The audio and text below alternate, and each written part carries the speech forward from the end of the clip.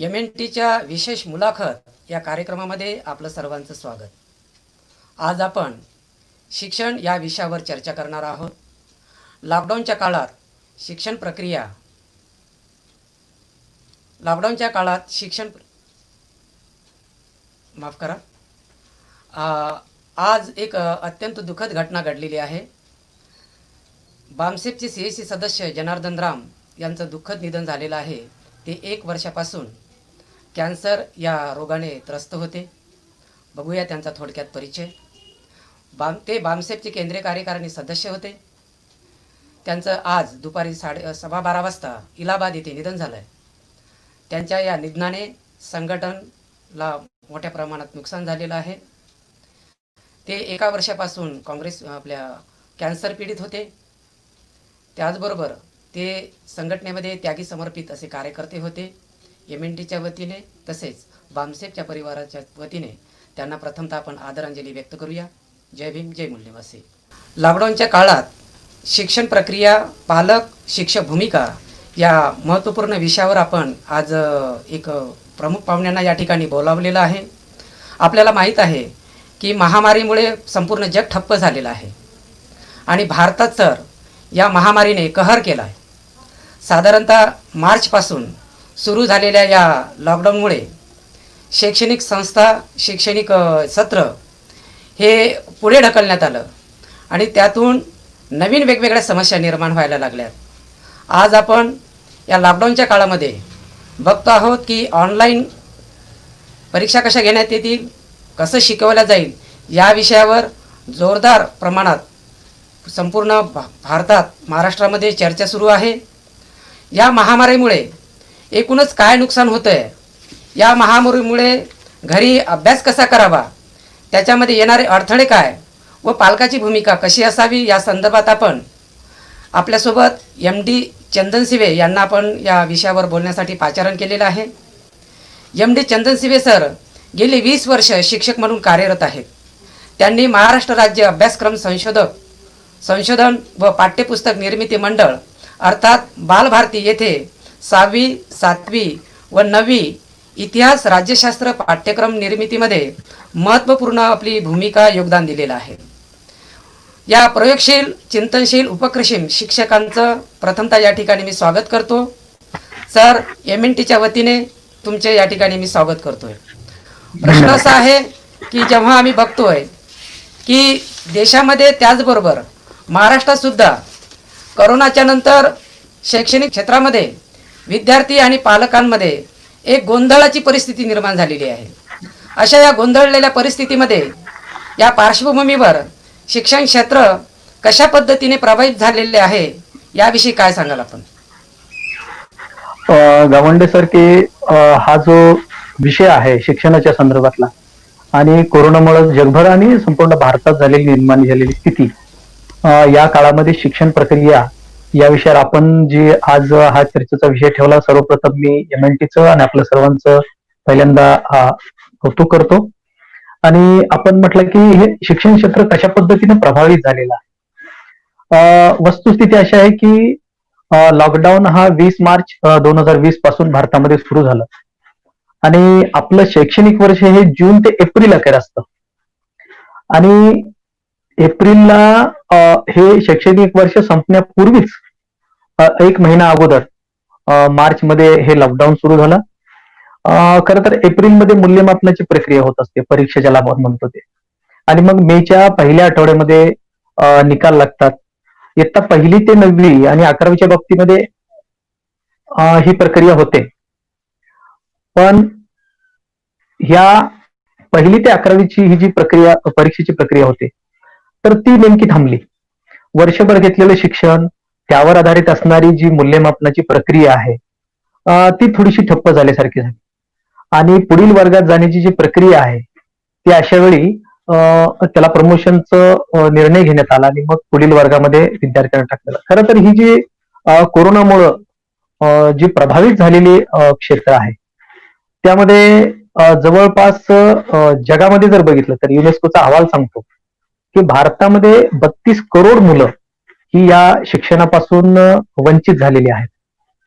जगामध्ये जर बघितलं तर 1 अब्ज 18 कोटी 41 लाख 26 हजार च्या आसपास युनेस्कोचा जो अहवाल आहे तो सांगतो की इतकी मुलं विद्यार्थी या प्रक्रियेपासून प्रभावित झालेली आहेत. गावंडे सर.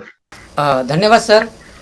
आपल्याला माहीत आहे की शिक्षणाचं एकूणच व्यक्तीच्या जीवनामध्ये अनन्यसाधारण महत्त्व आहे आणि हे महत्त्व आमच्या बहुजन नायक नायकांनी वारंवार आपल्याला पटवून देण्याचा प्रयत्न केलेला आहे. त्या शिक्षणाच्या विषयी तुम्ही काय सांगाल? पालक आणि विद्यार्थ्यांना या संदर्भात काय मार्गदर्शन कराल?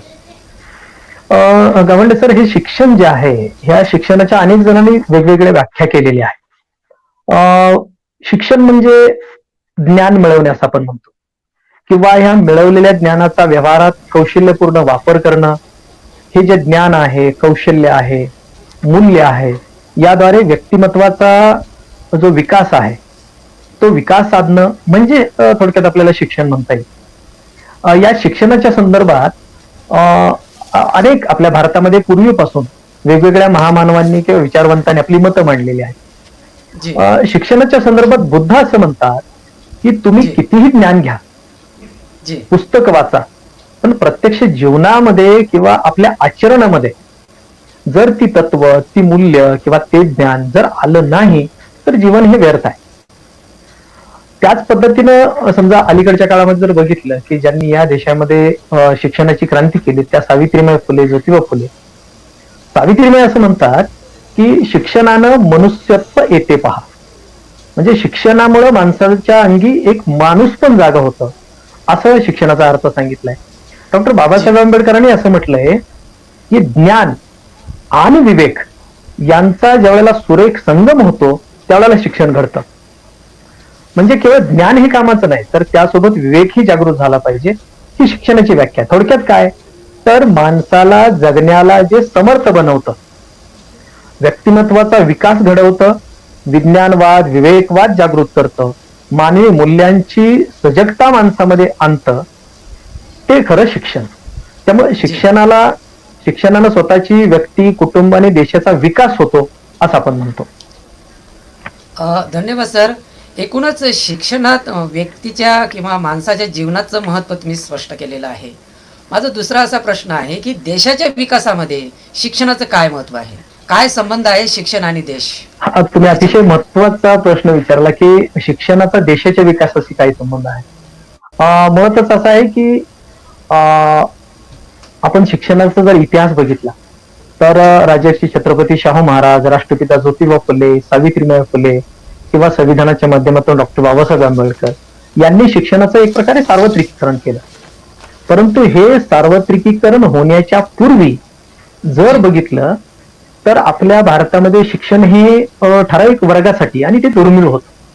परिणामी काय होतं की भारताचा विकास पण ठप्प झालेला होता मध्ययुगामध्ये जर बघितलं आपण तर 1947 पासून देश स्वतंत्र झाल्यानंतर संविधान लागू झालं 50 पासून, आणि मग शिक्षण हे सार्वत्रिक बनलं आणि सार्वत्रिक बनल्यानंतर राष्ट्राच्या विकासामध्ये त्याचा खूप मोठं योगदान झालं. आपण जर साधं छोटंसं उदाहरण बघितलं गावंडे सर की केरळ हे राज्य आहे, तर केरळमध्ये शिक्षणाचं प्रमाण जास्त आहे. तर त्या केरळचा विकास जर बघितला, जरी मानवी निर्देशांकाच्या आधारावर बघितला तर तो जास्त दिसलो आपल्याला. दुसरं उदाहरण पण जगाच्या पातळीवर जर बघितलं तर अमेरिका आहे किंवा मग इतर देश आहेत. तर या देशामध्ये जपान आहे, ऑस्ट्रेलिया आहे, तर या देशामध्ये शिक्षणाचा जितका विकास झाला, म्हणजे थोडक्यात असं म्हणता येईल की राष्ट्राच्या विकासाची गती जी आहे ती शिक्षणाच्या प्रसारावर अवलंबून असते. म्हणजे जितका शिक्षणाचा प्रसार जास्त तेवढी राष्ट्राच्या विकासाची गती जास्त, असं म्हणता येईल. गावंडे सर. जी सर, आम्ही बघतोय की एकूणच जगामध्ये शिक्षणावर त्यांचा जो बजेट असतो त्या बजेटचा 8 ते 10% खर्च होतोय. भारतामध्ये खूप कमी ती आकडेवारी आपल्याला दिसून येते. आणि असंही काही तज्ज्ञांचं मत बनते की हा खर्च उत्पादक नाही आहे, म्हणजे यातून आउटपुट नाही मिळत किंवा यातून एकूण देशाच्या विकासामध्ये काही हातभार लागत नाही, असं काही तज्ज्ञांचं मत आहे. असे अहवाल पण आपलं बघतोय. एक शिक्षक म्हणून तुम्ही तुमचा काय असा अभ्यास आहे किंवा काय तुमचं निरीक्षण आहे, काय सांगाल? हा जो मुद्दा आहे तसा तो वेगवेगळ्या पद्धतीने पुढे येतो. स्वातंत्र्यानंतर जर बघितलं तर संविधान आणि शासन नियंत्रित शिक्षणाची व्यवस्था जी आहे त्याचा प्रसार झाल्यानंतर नेमकं घडलं काय, तर इतिहास बघितला तर नेमकं घडलं काय हे जर पहिल्यांदा बघितलं तर मग शिक्षणावरचा खर्च जो आहे तो नेमका कसा आहे किंवा त्याचा आउटपुट काय आहे ते आपल्याला समजून घेता येईल.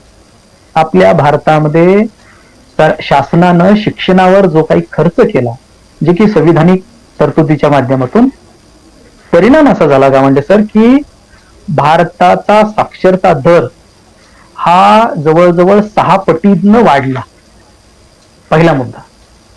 दुसरं असं पाहता येईल की हा जो खर्च केला त्या खर्चाचा परिणाम काय झाला, तर आम्ही भारतीय लोक जे आहोत यांच्या उत्पन्नामध्ये, आमचं जे उत्पन्न आहे त्याच्यामध्ये 21 पटीपेक्षा जास्त वाढ झाली. म्हणजे जर 1950 साली माझं 1 रुपये उत्पन्न होतं तर आज माझं 21 रुपये उत्पन्न आहे. ही एक गोष्ट. दुसरी एक गोष्ट की शिक्षणावर जर खर्च केला तर या राष्ट्राची उत्पादकता कशी वाढते त्याचं एक छोटंसं उदाहरण देतो.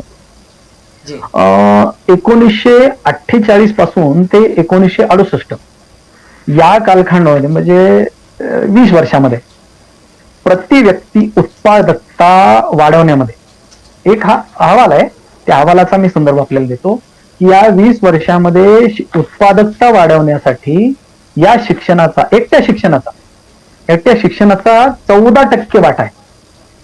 म्हणजे किती महत्वाची गोष्ट ही आपण इथं समजू शकतो.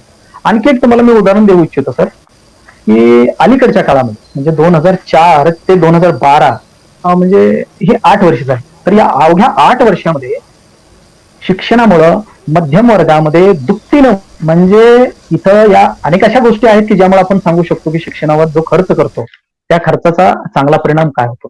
थोडक्यात काय, तर शिक्षणावर जेवढा जास्त खर्च तेवढी या राष्ट्रातील नागरिकांची किंवा राष्ट्राची उत्पादकता जास्त.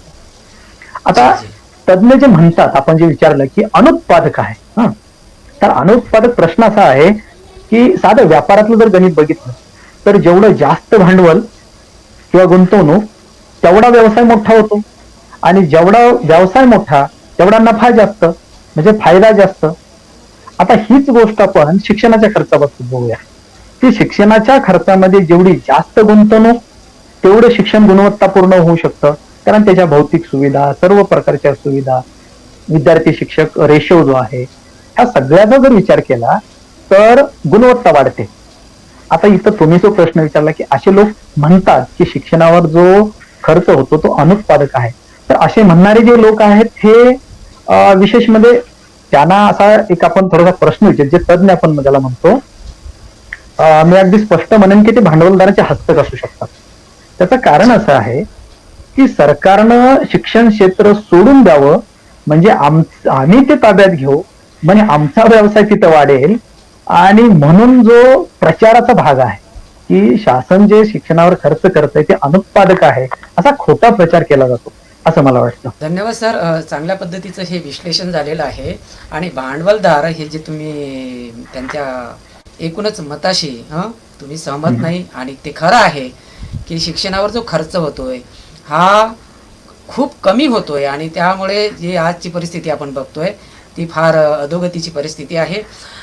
कोरोनाच्या काळामध्ये आपण बघतोय की विद्यार्थी घरी आहेत, पालक घरी आहेत, आणि नवीन सत्र सुरू झालेलं आहे, शैक्षणिक सत्र, आणि असंही म्हटलं गेलेलं आहे किंवा असंही एक शैक्षणिक वेगळ्या पद्धतीची मांडणी या ठिकाणी व्हायला लागलेली आहे की ऑनलाईन आपण शिक्षण दिलं तर त्याचा फायदा विद्यार्थ्यांना होतोय, याची खूप चर्चा सुरू आहे. आता हे ऑनलाईन शिक्षण जर देणार आहे ते, तर त्याचं काय स्वरूप असेल, ते ऑनलाईन शिक्षण म्हणजे काय आणि त्याचा फायदा काय होणार आहे, ती साधनं कोणती असतील?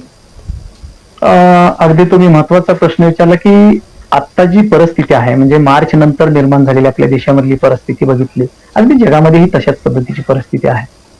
तर शाळा बंद कराव्या लागल्या, शिक्षकांना शाळेत जाता येत नाही, मुलांना शाळेमध्ये येता येत नाही, अशी ती परिस्थिती आहे. अशा वेळेला मग आंतरजाल, ज्याला आपण इंटरनेट म्हणतो, त्या इंटरनेटच्या मदतीनं जे शिक्षण जे दिलं जाऊ शकतं, काही ठिकाणी मग ते ऑफलाईन पेनड्राईव्हच्या मदतीने असेल, डाटा स्टोरेजचा उपयोग करून जे ज्ञान विद्यार्थ्यापर्यंत दिलं जाऊ शकतं, त्याला आपण थोडक्यात ऑनलाईन शिक्षण असं म्हणू. किंवा काही शिक्षक शिकवतात आणि ऑनलाईन क्लासेस होतात आणि मग त्याचं जे ज्ञान आहे ते विद्यार्थ्यापर्यंत पोहोचतं, त्याला आपण ऑनलाईन शिक्षण म्हणतो. आणि मग याच्यासाठी जी साधनं आहेत, ज्याच्यामध्ये मग इंटरनेट आहे, संगणक आहे, लॅपटॉप आहे, पाम टॅप आहे, नोटपॅड आहे, मोबाईल आहे, टीव्ही आहे. तर ही जी साधनं आहे, या साधनांच्या मदतीनं जे शिक्षण दिलं जातं त्याला आपण इंटर धन्यवाद सर. पण हे जे शिक्षण ऑनलाईन येणार आहे, बऱ्याच वेळेला आम्ही बघतोय की जिकडे तिकडे समस्या आहेत. एकूणच तांत्रिक अडचणी असतील, भौतिक अडचणी असतील. मला हे विचारायचं आहे तुम्हाला की ऑनलाईन शिक्षणाची जी उपलब्धता आहे ते कुठे कुठे आहे, किती आहे आणि कशी कशी आहे? हे ऑनलाईनचं शिक्षण जे आहे हे आपल्याला विशेष करून इंटरनेटवर उपलब्ध होतं, ज्यामध्ये मग काही माध्यम आहे, जसं की युट्यूबच्या माध्यमातून उपलब्ध होतं, फेसबुकच्या माध्यमातून, गुगलच्या माध्यमातून, वेगवेगळ्या वेबसाईट आहेत त्या माध्यमातून ते उपलब्ध होतं. काही संस्था काय करतात की आपलं शिक्षण हे ऑनलाईन शिक्षकांना शिकवतात, ते शिक्षक शिकवत असतात आणि विद्यार्थी ते आपल्या साधनाच्या आधारे ते मिळवत असतात. तर काही मोफतही मिळतं, काही विकतही मिळतं. पण दुसरी एक गोष्ट आहे की याची उपलब्धता जी तुम्ही शब्द वापरला ती इथपर्यंत असते की जर समजा की एखादा मटेरियल जे आहे अध्ययनाचं किंवा अध्यापनाचं जे साहित्य आहे, आशय आहे, तो जर कुणी त्या इंटरनेटवर जर शेअर केला असेल, अपलोड केला असेल, टाकला असेल, तरच तो उपलब्ध होऊ शकतो. समजा मला एखादं ज्ञान मिळवायचं आहे आणि मी ते सर्च केलं आणि ते कुणी टाकलंच नसेल जगामध्ये कुणी, तर ते मला नाही मिळणार. म्हणजे कुणी ना कुणी जी माहिती इंटरनेटवर टाकली तेवढीच उपलब्ध आहे, जी कधीच कुणी टाकलीच नाही इंटरनेटवर ती मात्र मिळणार नाही. गावंडे सर. जी जी. धन्यवाद सर.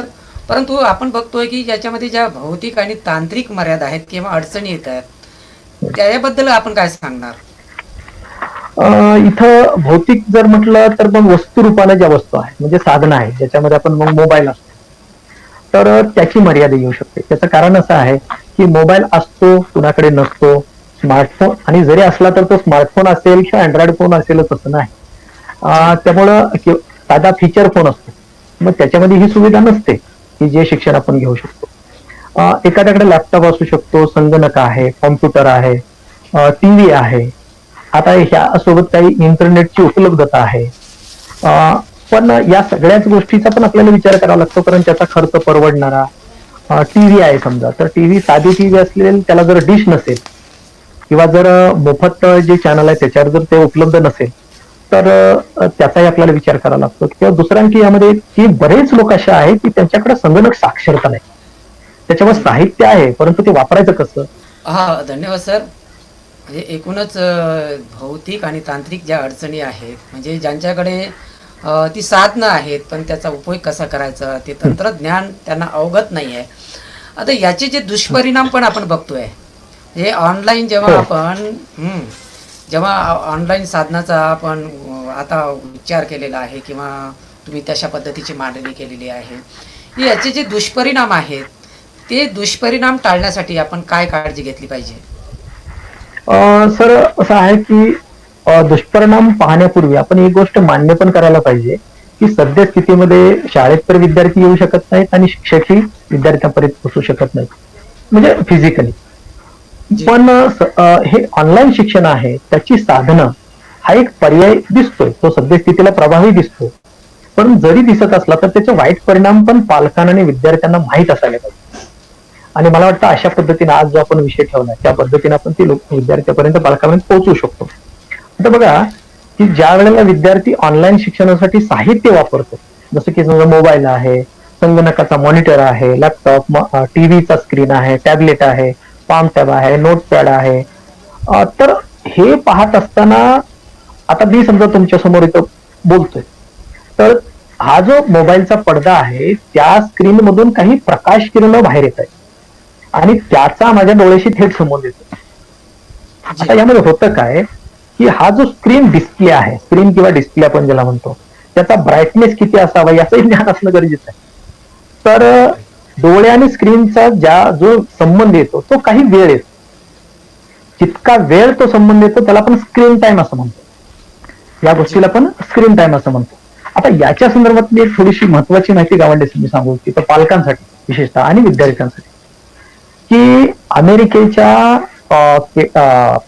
अकॅडमी ऑफ पेडियाट्रिक त्यांनी एक संशोधन केलं आणि या संशोधनाच्या अनुसार त्यांनी काही निरीक्षणं नोंदवली किंवा काही गोष्टी सांगितल्या की 18 महिन्याच्या आतील बालकांनी स्क्रीन वापरू नये. आपण शक्यतो आनंदानं मुलांच्या जवळ तो मोबाईल वापरायला देतो आणि ते मूल त्या अँड्रॉइड मोबाईल मध्ये बघत असतं, परंतु ते खरं तर घातक असतं. दुसऱ्या बाजूला 18 ते 24 महिने वयाची जी बालकं आहेत तर त्यांना फक्त उच्च गुणवत्तेचे पण अतिशय मोजक्या वेळेचे छोटे छोटे 1 मिनिटाचे 2 मिनिटाचे आणि अगदी छोट्या कालावधीचे असेच फक्त व्हिडिओ दाखवले पाहिजे. 2 ते 5 वर्ष वयाची मुलं जी आहेत त्यांना 1 तासापेक्षा अधिक स्क्रीन टाइम असता कामा नये, कारण त्यामुळे त्यांच्या डोळ्यावर परिणाम होऊ शकतो. 6 पेक्षा अधिक वयाचे, आता जे आपण शिक्षणाच्या बाबतीत जी मुलं बघतो की 6 वर्षानंतर आपण पहिलीमध्ये ते दाखल करतो आणि तिथून पुढे ते शिकत असतात, तर ही 6 वर्ष वयाच्या अधिकची मुलं आहेत त्यांचा स्क्रीन टाइम हा 4-5 तासापेक्षा जास्त असता कामा नये, किंवा जरी तो असला 4-5 तासाचा तरी त्याच्यामध्ये अंतर असायला पाहिजे. आणि जरी असं असलं तरी पालकांचं तिथं लक्ष असायला पाहिजे. हा स्क्रीन टाइम असताना पालकच असलं. आता हे असं का, त्याचं गावंडे सर मी कारण सांगतो की या सोसायटीच्या मतीने या संशोधनाचा तुन असं पुढे आलेलं आहे की जर याची काळजी नाही घेतली तर मुलांचं मानसिक स्वास्थ्य पण बिघडू शकतं. आणि ते इतकं बिघडू शकतं की असं होऊ शकतं की मुलगा त्या स्क्रीनकडे बघेलही, त्यातले कंटेंट पाहिल सुद्धा, तो ऐकेल सुद्धा, तर त्याला ते समजेलच असं नाही.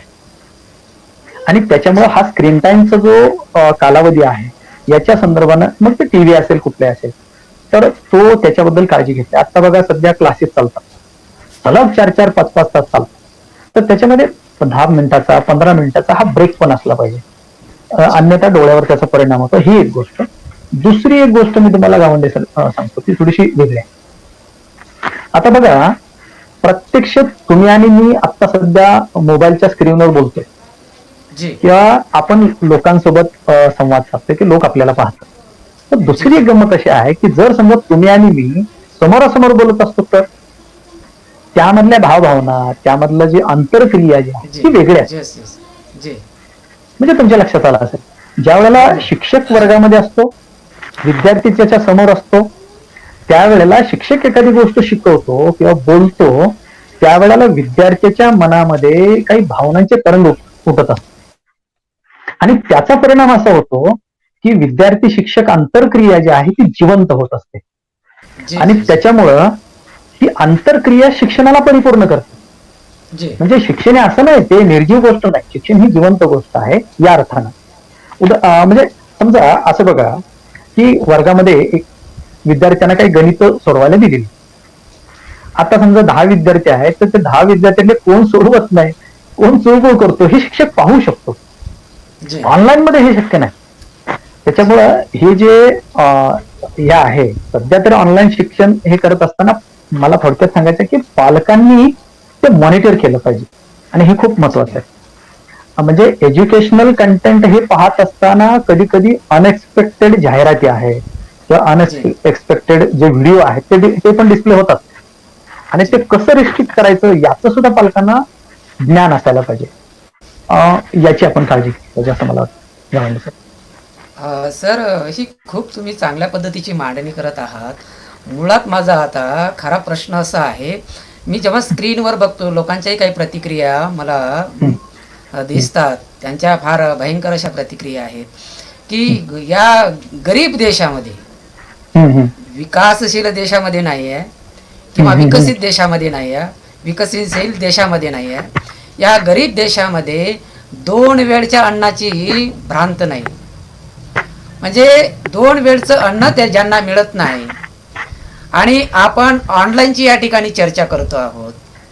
ठीक आहे, एकूणच जी साधनं आहेत, लॅपटॉप असेल, मोबाईल असेल, टॅब असेल वगैरे वगैरे, पण जिथे ही सुविधाच उपलब्ध नाही, संविधानाने त्यांना शिक्षणाचा अधिकार दिलेला आहे आणि तो अधिकार त्यांना गव्हर्नमेंटकडून तो मिळणं म्हणजे सरकारकडून मिळणं हे त्यांचा तो अधिकार आहे.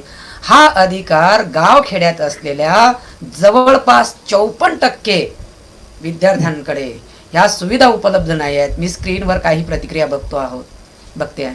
तर प्रश्न असा आहे की ज्यांच्याकडे 2 वेळचं अन्न नाही आहे, काहीतरी या महामारीमध्ये उपाशी मेलेले आहेत, रस्त्याने मेलेले आहेत, अशा विद्यार्थ्यांसाठी काय शिक्षण आहे, कसं शिक्षण त्यांना दिलं जाईल, त्याविषयी तुमच्याकडे काय माहिती आहे, किंवा तुमच्याकडे एक शिक्षक म्हणून तुमच्याकडे काय योजना आहेत?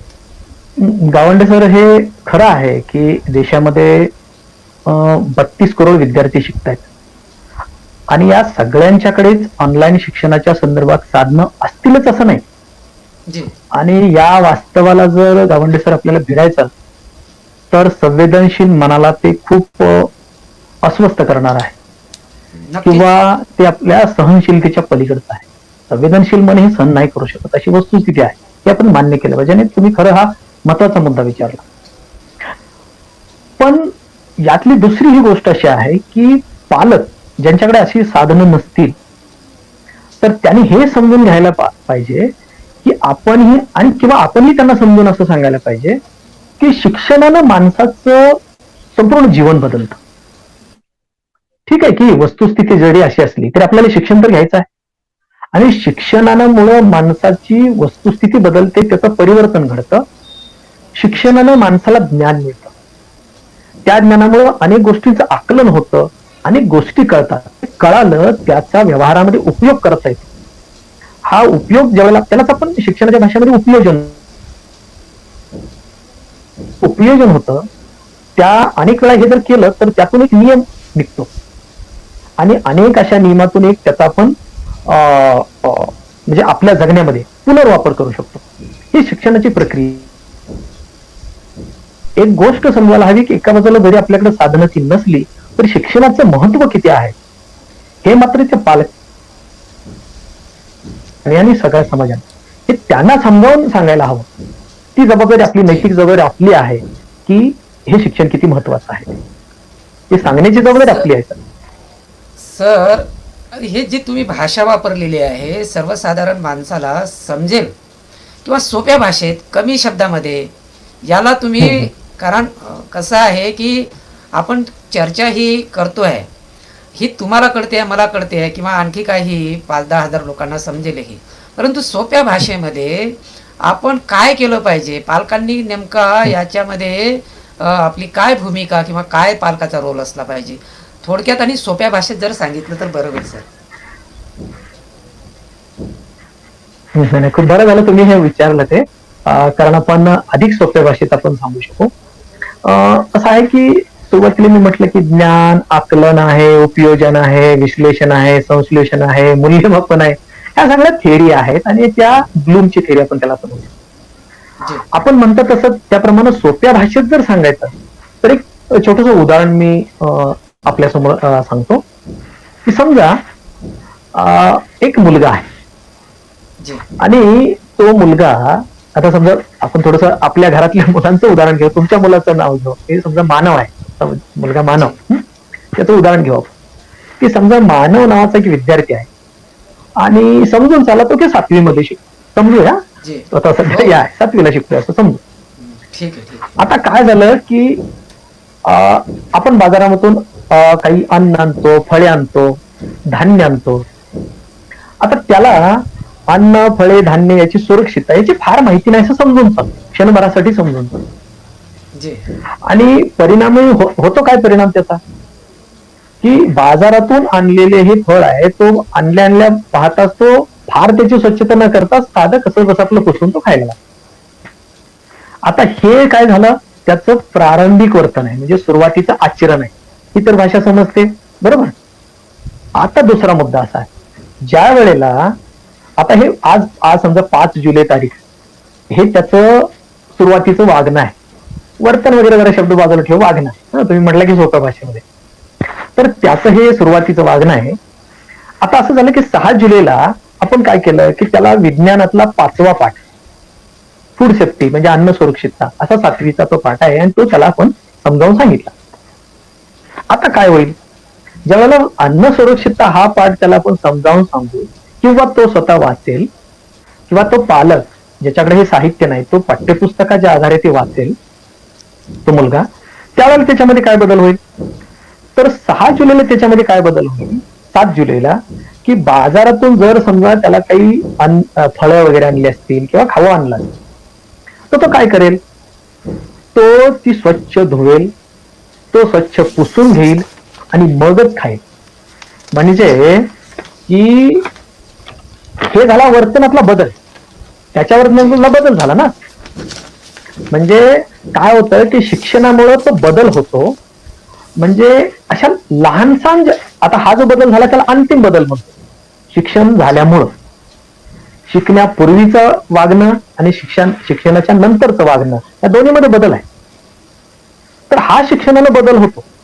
अशाच पद्धतीनं लहान लहान गोष्टी तो शिकत असतो, वेगवेगळ्या विषयातून शिकत असतो, एक आदर्श नागरिक बनतो, तो जीवनामध्ये यशस्वी होतो आणि सन्मानजनक जीवन जगतो. आणि मग हे पालकांनी समजून घ्यायला हवं की, आणि दुसरी गोष्ट की आम्ही हे पालकांना समजून सांगायला हवं की अशा पद्धतीनं विद्यार्थ्यांच्या जीवनामध्ये बदल होतो आणि तो यशस्वी नागरिक बनतो. तो जर बनवायचा असेल तर पालकांनी त्याचं गांभीर्य, हे जे शिक्षणाचं गांभीर्य आहे, समजून घ्यायला पाहिजे. त्याला पर्याय नाही. जी जी जी जी जे पालकाची एकूणच काय भूमिका आहे याविषयी आपण माहिती दिलेली आहे. परंतु आपण जिथे जिथे ऑनलाईन शक्य नाही आहे आणि तुम्ही म्हणताय की ते पाठ्यपुस्तकाचा आपण आधार घेतला पाहिजे, पण पाठ्यपुस्तकाचं जे शिक्षण आहे ते कसं साध्य करता येईल? म्हणजे त्यामध्ये युवक, विद्यार्थी असेल किंवा पालक असेल, यांच्यामधला जो समन्वय आहे किंवा यांच्यामधली जी एकमेकाला पूरक अशी भूमिका आहे, तर ते शिक्षण कसं आपल्याला साध्य करता येईल सर? आता इथं पालकांच्या पण 2 प्रकार घ्यायचे.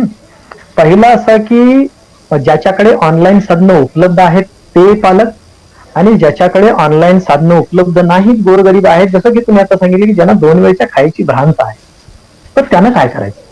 हा आपल्या पुढचा महत्वाचा मुद्दा आहे. तर शिक्षकांनी पालकांना सांगणं हा पहिला भाग, आणि दुसरा भाग असा आहे की पालक आणि शिक्षक या दोघांनी मिळून विद्यार्थ्यांना सांगणं.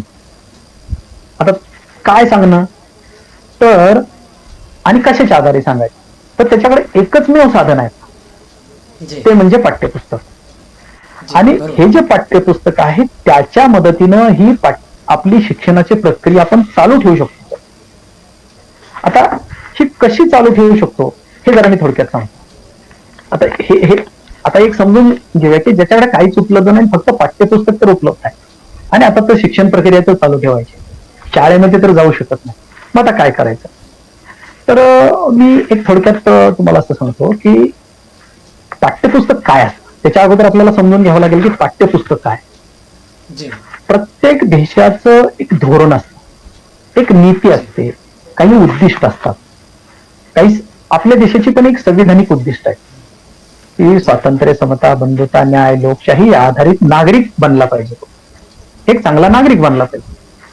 आणि मग ती साध्य करण्यासाठी शिक्षणाच्या व्यवस्थेमध्ये काय करता येईल, तर त्यासाठी मग काही उद्दिष्ट ठरतात, राष्ट्राची उद्दिष्ट असतात. आणि मग ही जी उद्दिष्ट आहेत त्यासाठी अभ्यासक्रमाचा आराखडा बनतो. आणि हा जो अभ्यासक्रमाचा आराखडा जो आहे त्यानुसार शैक्षणिक धोरण ठरतं. ते प्रत्येक राज्यानुसार थोडंफार लवचिक असू शकतं, परंतु अभ्यासक्रमाची उद्दिष्ट त्याच्यामध्ये प्रतिबिंबित झालेली असतात. हा एक भाग आहे, हा पालकांनी पण समजून घ्यायला पाहिजे. आता पाठ्यक्रम तयार होतो राज्याचा, आणि त्यानुसार मग पाठ्यपुस्तकं तयार होतात.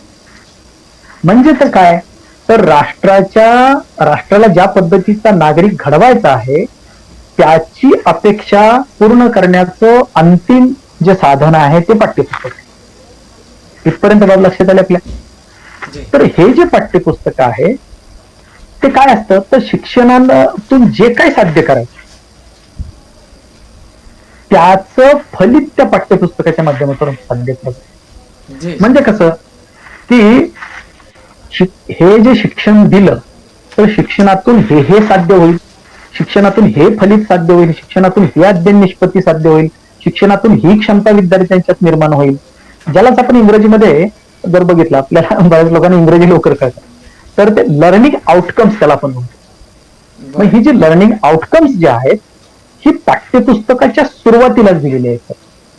जी आणि ही लर्निंग आउटकम्स जिला आपण फलित म्हणतो, जिला अध्ययन निष्पत्ती म्हणतो, ज्याला आपण क्षमता म्हणतो, तर ही जे क्षमता विधानं ज्याला म्हणतो, तर ही जी सुद्धा पालकांना आपण समजावून सांगू शकतो.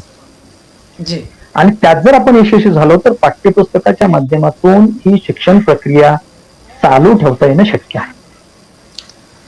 सर, आता तुम्ही 2-3 शब्द उच्चारलेले आहेत आणि जो पालक आहे, कोणताही पालक, मी असेल, तुम्ही असतील, हा साधारणतः 40, 30, 35च्या आसपास आहे आणि त्या काळात ह्या काही व्याख्या किंवा अशा पद्धती नव्हत्या.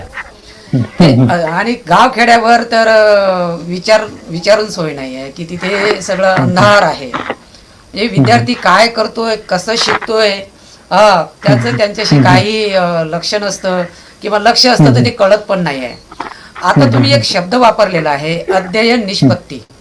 आता हे अध्ययन निष्पत्ती म्हणजे काय किंवा ते पालकांना कशी समजावून सांगाल तुम्ही? कारण आम्हाला ती कळत नाही, साधारण माणसाला ती समजत नाही आहे ती पद्धती. कारण हे जे मोठे मोठे शब्द आलेले असतात किंवा ती शब्दाची वेगळ्या पद्धतीची मांडणी आलेली असते. ज्या काळात ते शिकले त्या काळात अशा पद्धती नव्हत्या किंवा शब्दावलीचा पण तो वापर होत नव्हता. आता तुम्ही जो शब्द वापरलेला आहे त्यामधला एक शब्द आहे, तो आहे अध्ययन निष्पत्ती.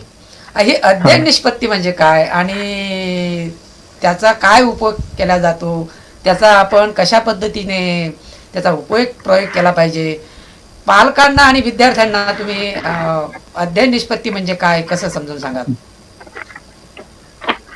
हा गावंडे सर, तुम्ही खूप म्हणजे महत्वाचा मुद्दा यामध्ये शोधून काढला. अध्ययन निष्पत्ती असो, क्षमता असो, लर्निंग आउटकम्स असो, फलित असो, अंतिम वर्तन बदल असो, हे शिक्षणशास्त्रातले शब्द आहेत. जी अर्थात आता आम्ही हे शिक्षणशास्त्र च्या भाषेत सांगण्याचं जरा थोडस बाजूला ठेवू आपण. सर्व पालकांना अगदी सोप्या भाषेत समजेल असं आपण समजावून सांगू शकतो सर. ते मी थोडस बघा की पालक असं म्हणतात की माझा मुलगा की नाही इंग्रजी खूप चांगलं बोलतो. बघा, ही छोटी छोटी वाक्य आहेत. पालक काय म्हणतो की माझा मुलगा इंग्रजी ना खूप छान बोलतो. आता इंग्रजी चांगलं, स्पष्ट, चांगलं बोलतो हे काय? हे फलित आहे ना, शिकवल्याचं ते फळ आहे.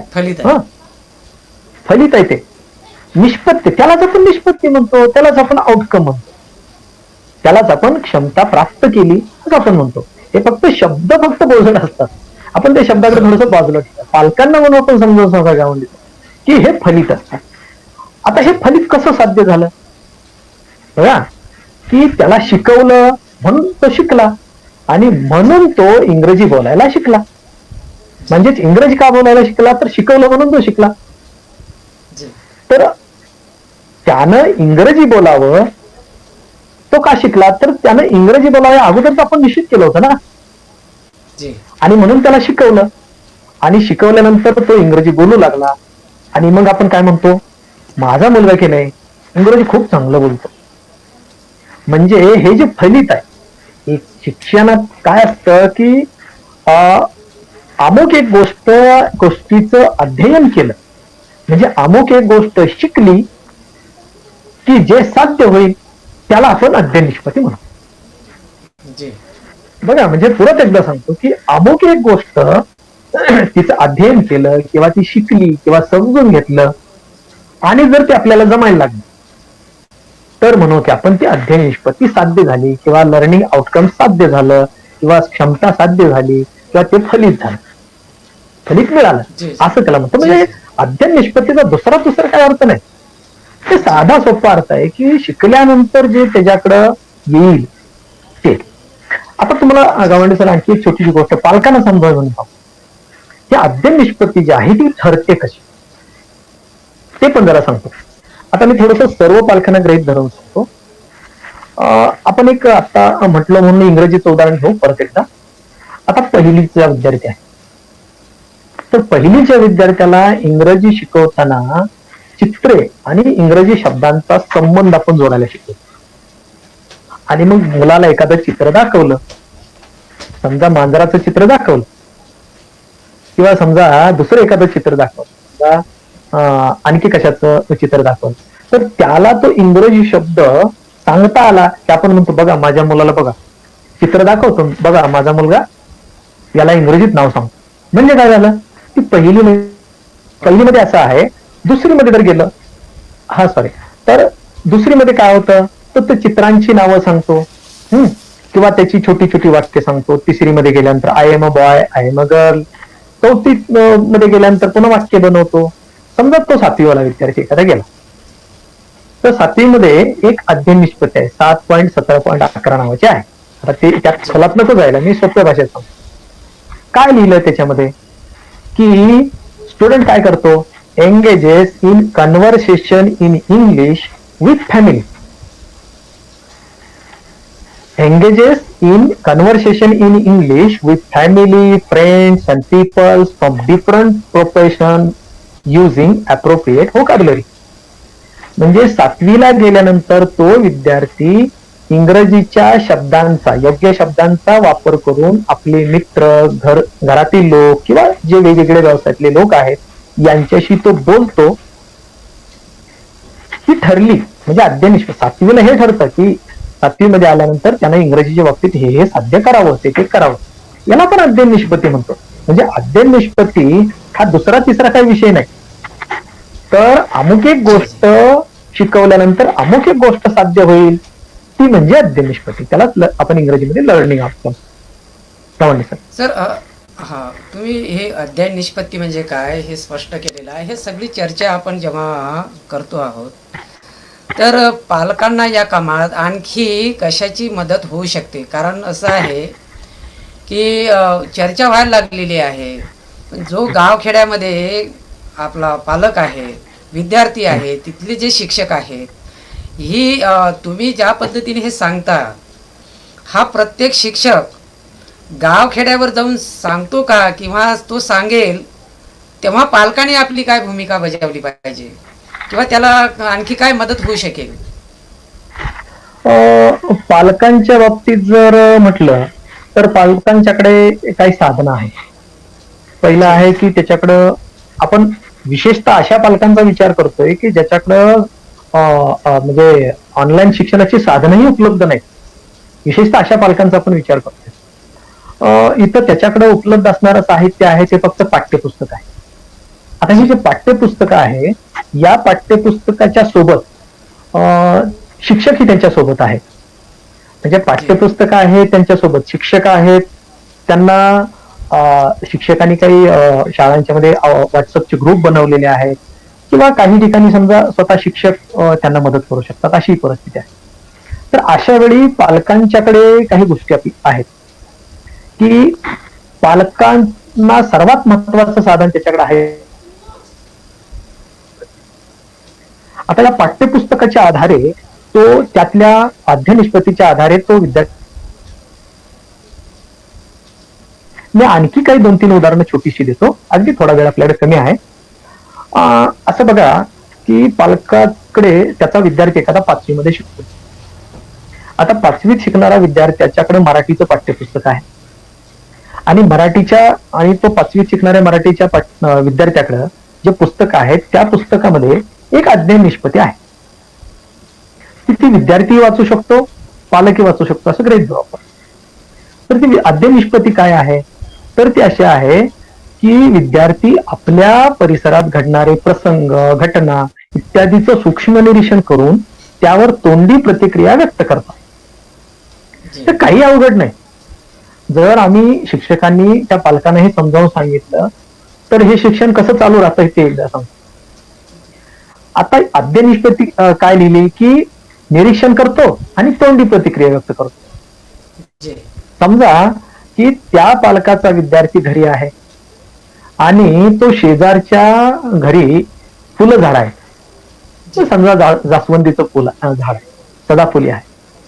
तिथं खूप छान अशी फुलं लागलेली आहेत, आता पाऊस पडलेला आहे आणि तो त्यानं ती पाहिली आणि धावत पळत घरी आला आणि घरी आल्यानंतर आपली बहीण आहे, आपली आई आहेत, वडील आहेत, भाऊ आहेत. त्यानं तो काय म्हणतो की बघ शेजारच्या घरी त्या झाडांना जास्वंदीची खूप छान फुलं लागलीत किंवा सदाफुलीची फुलं लागली. हे त्याचं जे वर्णन आहे, त्यानं शब्दामध्ये व्यक्त केलेलं ते वर्णन व्यक्त करतो, झाली अद्य निष्पत्ती. फार अवघड नाही, आपण त्याला बोजड समजण्याचं कारण नाही. फक्त त्यामुळे ते सुरुवातीला आपण समजून घेतलं पाहिजे नेमकं काय आहे. म्हणजे ही झाली अद्य निष्पत्ती. दुसऱ्या जर आपण समजा थोडस 9वीचं एक उदाहरण घेऊ, की 9वीच्या विज्ञान तंत्रज्ञानाच्या विषयामध्ये सॉरी मला वाटतं मराठीच्या विषयामध्ये आहे. त्या मराठीच्या विषयामध्ये एक अध्ययन कौशल्य आहे, तिथं अध्ययन निष्पत्ती नाही लिहिलेलं, तिथं क्षमता विधाने असं लिहिलं, पुस्तकाच्या सुरुवातीलाच लिहिलेलं आहे. त्यामध्ये असं लिहिलं की ऑनलाईन अर्ज भरणे, बिले भरणे या सुविधांचा वापर करता येणे ही एक क्षमता आहे. हे पालक करून घेऊ शकतो, पालक छोट्या छोट्या गोष्टी करून घेऊ शकतो. किंवा तुम्ही म्हणताय की पालक हे करू शकतोय, मला हे विचारायचं आहे की आपली जी 1 तास चर्चा चाललेली आहे, जवळपास 1 तास होतो आहे, मला असं वाटत नाही का की पालकांनाच प्रशिक्षण देण्याची सरकारने जर व्यवस्था केली, कसं आहे की एकूणच तुम्ही ही जी मांडणी केलेली आहे ती पालकांपर्यंत पोहोचेलच याची काही मोठ्या प्रमाणात आपल्याला किंवा सरकारही हमी देऊ शकत नाही. मी मागे एका पालक मीटिंगमध्ये असा प्रश्न केला होता की ह्या ज्या काही नवीन प्रक्रिया आहेत किंवा नवीन तुमची जे काही समीकरणं आहेत, शिक्षण पद्धती पालकांना कळत नाहीत. विद्यार्थ्यांचा कसा अभ्यास घ्यावा, त्याला कशा पद्धतीने मदत करावी, म्हणजे फिजिकली मदत आपण, शारीरिक मदत आपण समजू शकतो, बौद्धिक मदत म्हणजे त्याच्यामध्ये तो पालक कसा इन्व्हॉल्व्ह होईल, कसा तो समरस होईल, अशा पद्धतीचं जर आपण त्याला ट्रेनिंग दिलं, सरकारची अशी काही भूमिका किंवा सरकारचं असं काही धोरण किंवा पालकांची एकूणच आपण जो हे केलेलं आहे की पालकांनी हे केलं पाहिजे, ते केलं पाहिजे, हे मान्य आहे, पण ते पालकांना समजेल कसं, यासाठी सरकारकडून काही असं धोरण राबवल्या जाऊ शकते का? कारण हे फार महत्त्वाचं आहे. आपली चर्चा ही विद्यार्थ्याच्या, म्हणजे आपण सुरुवातीलाच जे प्रश्न केले होते की देशाच्या विकासाची चर्चा करतोय आपण, ना की त्या आता हे 1 तासाची चर्चा ही चर्चा म्हणून चर्चा नव्हे. यामधून देशाचं, कारण लॉकडाऊन मध्ये ज्याच्याकडे पैसा आहे, जो गडगंज आहे, तो तर मास्तर घरी बोलावून पोरांना शिकवेल हो, परंतु साधारण माणसाचं काय, विद्यार्थ्यांचं जो वाचतोय ते पालकाला समजतच नाही आहे, तो काय करतो ते समजतच नाही आहे, त्याच्याकडून कसं शिक्षण करून घ्यावं, त्याच्याकडून कसा अभ्यास करून घ्यावा, याविषयीचं धोरण सरकारने राबवलं पाहिजे असा आग्रह पण पालकांचा असतो. अशा वेळेला आपलं याविषयीचे काय मत आहे? आपल्याकडं वेळ कमी आहे, पण यावर असं आहे की सुरुवातीलाच आपण चर्चा केली की शिक्षण ही अशी एक प्रक्रिया आहे की ती निरंतर चालणारी आहे. ती वेगवेगळ्या पद्धतीने चालू शकते. ती औपचारिकरित्या शाळातून चालू शकते, ती ऑनलाईन पद्धतीने चालू शकते, आणि आपण आता जी चर्चा करतोय, जो वर्ग, पालक वर्ग आपल्या समोर गृहीत धरलाय, तो की ज्याच्याकडे साहित्यच नाही, साधनं नाही, असा एक वर्ग नाही, ती अनौपचारिक पद्धतीने घरी पण ती चालू शकते. शिक्षण प्रक्रियेला दुसरा पर्याय नाही. ठीक आहे की ते ज्या पद्धतीनं शाळांच्या मध्ये ज्या गतीनं होतं त्या गतीनं त्या घरी होणार नाही, हे मान्य आहे आपल्याला, परंतु शिक्षणाचं महत्व तर नाकारता येणार नाही आपल्याला. ते काही प्रमाणामध्ये ते चालू तर ठेवणं गरजेचं आहे. आणि यामध्ये पालक, तुम्ही जसं म्हटलं की पालकांना प्रशिक्षण, तर पालकांच्या सर्वात आम्ही जाऊ, आमची शिक्षकांची आमची खरी जबाबदारी आहे की हे पालकांना, म्हणजे शासनाच्या भूमिका आणि पालक यांच्यामधला मधला दुवा जो आहे तो शिक्षक आहे. या शिक्षकाच्या भूमिका खूप महत्वाची आहे की आम्ही शिक्षकांनी त्या पालकांना ह्या गोष्टी समजावून सांगणं गरजेचं, पालकांना समजावून सांगणं गरजेचं आहे, 2 टप्प्यात सांगणं गरजेचं आहे. छोटीशी गोष्ट सांगतो की तुम्ही म्हणता ते बरोबर आहे, मी एक छोटीशी गोष्ट सांगतो, 2 पद्धतीने कशी समजावून सांगू शकतो. पहिला भाग असा की समजा एखाद्या पालकाला शिक्षकानं लांबून भेटून किंवा असं समजावून त्याला सांगितलं, प्रत्येक वेळेला आपल्याला हे पाठ्यपुस्तक तर आता सध्या दुसरा पर्यायच, पाठ्यपुस्तक ऑनलाईन वेगवेगळे पर्याय आहे, त्यामध्ये सद्यस्थितीला जर बघितलं तर गोरगरीब पालकांच्याकडे पाठ्यपुस्तक शिवाय दुसरा कुठला पर्याय नाही, आणि त्यांना मार्गदर्शन करणारे शिक्षक एक आहे. तर यामध्ये या अध्ययन निष्पत्ती किंवा क्षमता याची जास्त जर जाणीव करून पालकांना दिली तर ते सगळं शक्य आहे असं मला वाटतं. एक छोटीशी कविता मी सांगतो. एक शंकर कसबेंची एक कविता आहे. मला वाटतं 5-6वीच्या ह्याच्यामध्ये आहे की माझ्या आज्यानं पंजानं रोज इनले येसनी तुझ्या मातले गोरखे तवा करी ती पेरणी. जी पुढे असं वाक्य आहे, शेवटी आहे ते, सगळी कविता नाही, आपल्याला इतका वेळ नाही. माझ्या आज्यानं पंजानं पोरं घातली शाळाला, जी माझ्या आज्यानं पंजानं पोरं घातली शाळाला, कष्ट कर्याच्या जेण्याला दिसत सोनियाचा आला. जी आता बघा, ही कविता फक्त वाचून जरी घेतली, जी पालक जर म्हणाला अरे ते तुझं गाणं लय चांगलं आहे त्या तुझ्या पुस्तकातलं, काय तर तू परवा वाचत होता, वाच बर परत एकदा, मला ऐकायचंय. ज्यावेळेला पालक असं म्हणेल आणि विद्यार्थी तो उत्साहानं वाचेल, तिथं अप्रत्यक्षपणे शिक्षण होत असतं, अप्रत्यक्षपणे त्याच्यात त्या संवेदना हे होत असतात. हा सर, हा हा तुम्ही एकूणच शिक्षकाच्या भूमिकेच्या संदर्भात बोलत आहात. मी जेव्हा शाळेत शिकत होतो किंवा आमच्या वयाचे जेव्हा शाळेत शिकत होते तेव्हा कवितेला चाली लावून किंवा शिक्षक नाचत सुद्धा होत होते त्या हो. कवितेच्या, त्या एकूणच ते चाली लावून विद्यार्थ्यांना शिकवलं जात होतं.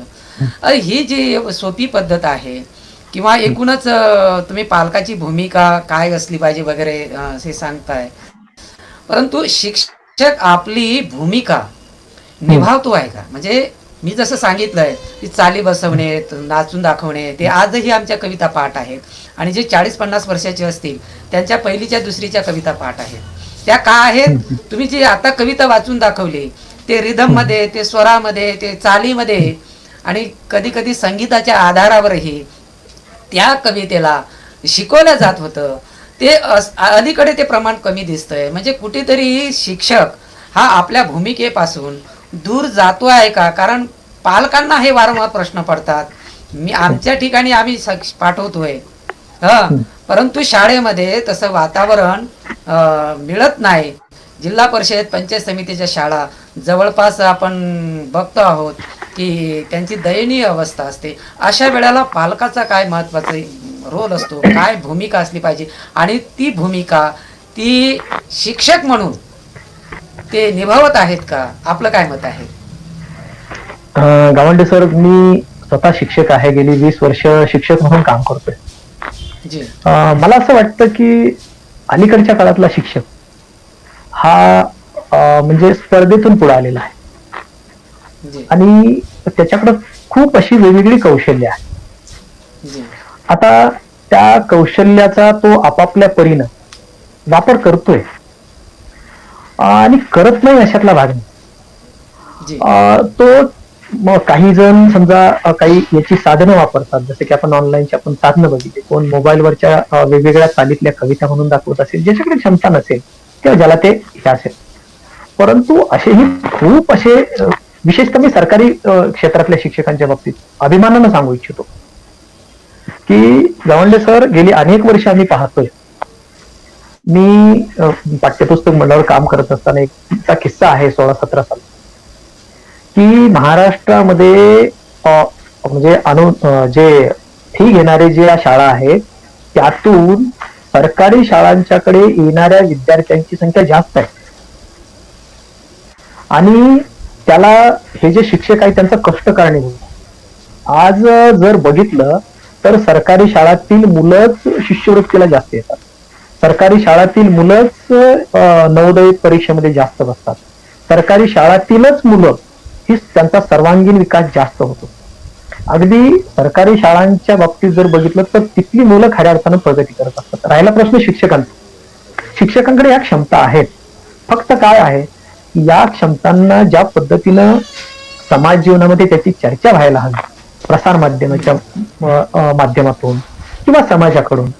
आज समाज आणि शिक्षणामधलं अंतर जे आहे हे विविध कारण, त्या कारणाची चर्चा करायला तर वेळ नाही आपल्याला, पण जी कारणं आहेत तर त्या कारणामुळे जे अंतर पडत चालेल त्या अंतर कमी करण्याचा प्रयत्न व्हायला शिक्षक खूप मनापासून प्रयत्न करत आहेत, वेगवेगळ्या पद्धतीने प्रयत्न करतात. शिक्षकांच्या बाबतीत जर बघितलं तर खूप असे शिक्षक आम्ही पाहतोय.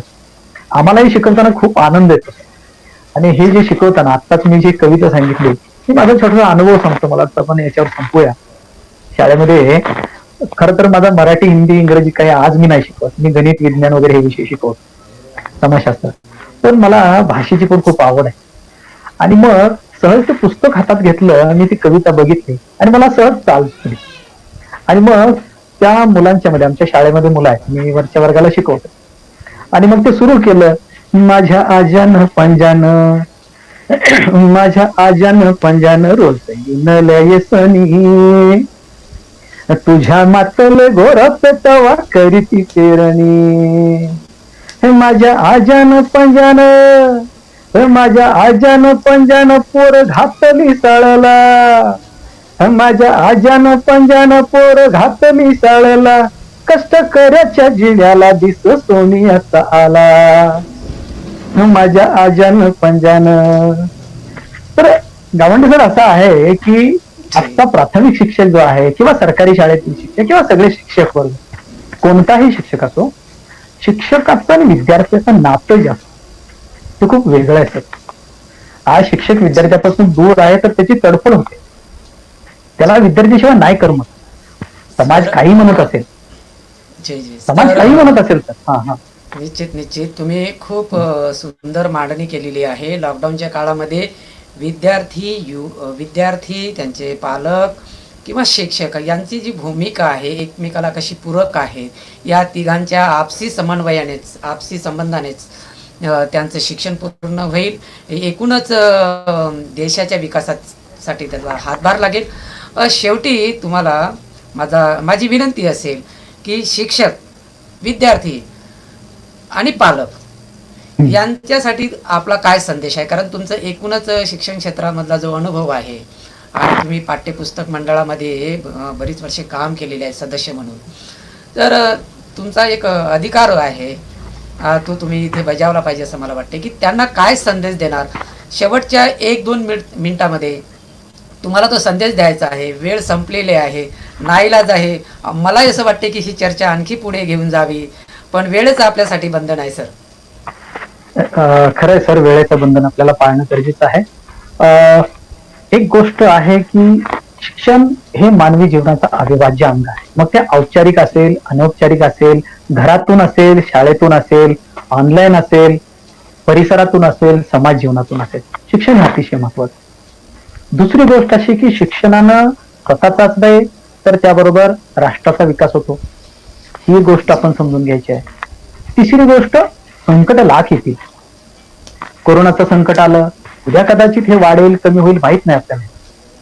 पण तो हे करत असताना शिक्षक आणि पालक आणि शासन सर्वांनीच एका समन्वयानं, आपापसातील समन्वयानं या गोष्टीच्या बाबतीत जर एकमेकाला समजून घेऊन, एकमेकाला समन्वय साधून जर ही प्रक्रिया चालू ठेवली तर शिक्षणाची जी प्रक्रिया आहे ही खंडित होणार नाही. आणि ती खंडित न करण्याची जबाबदारी आपली आहे. कारण जर खंडित झाली तर पहिली गोष्ट अशी आहे की एकतर आपल्या समाज जीवनामध्ये खूप लोकांना संकट आहे, आणि अशा विशेषतः पण मी गोरगरीब पालकांच्या बद्दल की त्यांचं शिक्षण जर खंडित झालं ना तर पुढच्या वर्षी ते शाळाही सोडतील अशी मानसिकता बनू शकते. आणि ती जर मानसिकता बनू द्यायची नसेल, ते जर खंड होऊ द्यायचा नसेल, तर त्याची नैतिक जबाबदारी पण आपली आहे. केवळ पगार घेतो म्हणून किंवा आहोत म्हणून किंवा हे म्हणून नाही, तर एक नैतिक जबाबदारी म्हणून, राष्ट्र निर्माणाची जबाबदारी म्हणून या शिक्षण प्रक्रियेकडे आपण सर्वांनी बघितलं पाहिजे. आणि मी खरं तर आपलं कौतुक करतो खरं गावंडे सर तुमचं आणि आपल्या MNT चॅनलचं, की अशा एका विषयावर सगळेजण ऑनलाईनवर चर्चा करतायत, सगळेजण वेगवेगळ्या करतायत, पण ज्यांच्याकडे काहीच नाही त्यांचा विचार करून जी चर्चा आज आपण घडवून आणली, त्याबद्दल खरं तर मी तुमचा मनापासून आभारी आहे. धन्यवाद सर, आपण या ठिकाणी आलात. MNTच्या वतीने आपले मी धन्यवाद व्यक्त करतोय. मित्रांनो, शिक्षण हे केवळ आपल्या पोटा पाण्याचा किंवा एकूणच आपल्या व्यक्तिगत आपल्या उत्थानाचा हा विषय नाही आहे. यामध्ये देशाचं हित दडलेलं आहे, देशाचं उत्थान दडलेलं आहे, देशाचा विकास दडलेला आहे.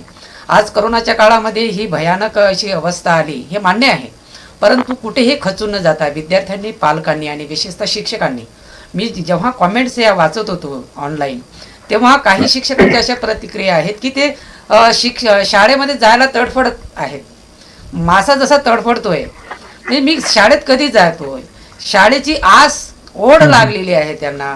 आणि ते खरे शिक्षक, ते हाडामासाचे शिक्षक, कारण त्या शिक्षकांना समाजाचं भान आहे, त्या शिक्षकांना एकूणच देशाचं भान आहे. त्या शिक्षकांना, सर्व शिक्षकांना या MNTच्या वतीने मी त्यांचे आभार किंवा त्यांना धन्यवाद व्यक्त करतोय की तुमच्याच आधारावर या देशाचा विकास आहे. तुम्ही मुलं कशी घडवता, तुम्ही बहुजनातील आहात. प्रश्न बहुजनाचाही नव्हे, एकूण देशाच्या विकासाचा हा प्रश्न आहे. निश्चितच आपल्या या मांडणीतून विद्यार्थ्यांना, युवकांना, पालकांना आणि शिक्षकांनाही काही बोध घेता येईल, तर त्यांनी तो निश्चित घ्यावा.